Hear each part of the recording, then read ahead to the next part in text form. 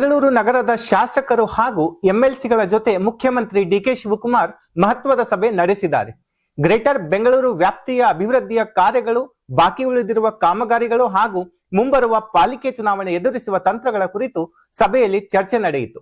ಸಭೆಯಲ್ಲಿ ನಗರದ ಅಭಿವೃದ್ಧಿ ವಿಚಾರಗಳ ಬಗ್ಗೆ ಹಲವು ಮಹತ್ವದ ಸೂಚನೆಗಳನ್ನ ನೀಡಲಾಗಿದ್ದು, ಇದೇ ವೇಳೆ ಕೆಲವು ಪ್ರಮುಖ ನಾಯಕರ ಗೈರು ಹಾಜರಿಯಲ್ಲಿ ರಾಜಕೀಯ ವಲಯದಲ್ಲಿ ಗಮನ ಸೆಳೆದಿದೆ. ಸಚಿವರಾದ ರಾಮಲಿಂಗಾರೆಡ್ಡಿ, ಭೈರತಿ ಸುರೇಶ್ ಹಾಗೂ ಮಾಜಿ ಸಚಿವ ಜಮೀರ್ ಅಹಮದ್ ಖಾನ್ ಸೇರಿದಂತೆ ಕೆಲ ನಾಯಕರು ಸಭೆಗೆ ಹಾಜರಾಗದಿರುವುದು ಹಲವು ಪ್ರಶ್ನೆಗಳಿಗೆ ಕಾರಣವಾಗಿದೆ.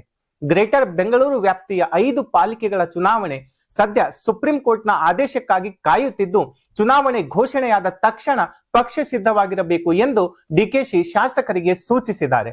ಕ್ಷೇತ್ರವಾರು ಅಭಿವೃದ್ಧಿ ಕಾರ್ಯಗಳ ಪ್ರಗತಿ, ಅನುದಾನಗಳ ಬಳಕೆ ಹಾಗೂ ಮತದಾರರ ಪಟ್ಟಿಯ ಪರಿಷ್ಕರಣೆ ಕುರಿತು ವಿಶೇಷ ಗಮನ ಹರಿಸುವಂತೆ ನಿರ್ದೇಶನ ನೀಡಿದ್ದಾರೆ. ನಗರದ ಫುಟ್ಪಾತ್ಗಳು, ರಾಜಕಾಲುವೆ ಒತ್ತುವರಿ ತೆರವು ಸೇರಿದಂತೆ ಸಾರ್ವಜನಿಕ ಸಮಸ್ಯೆಗಳ ಪರಿಹಾರಕ್ಕೆ ಶಾಸಕರು ಆಡಳಿತದೊಂದಿಗೆ ಕೈ ಜೋಡಿಸಬೇಕು ಎಂದು ಮುಖ್ಯಮಂತ್ರಿ ಹೇಳಿದ್ದಾರೆ.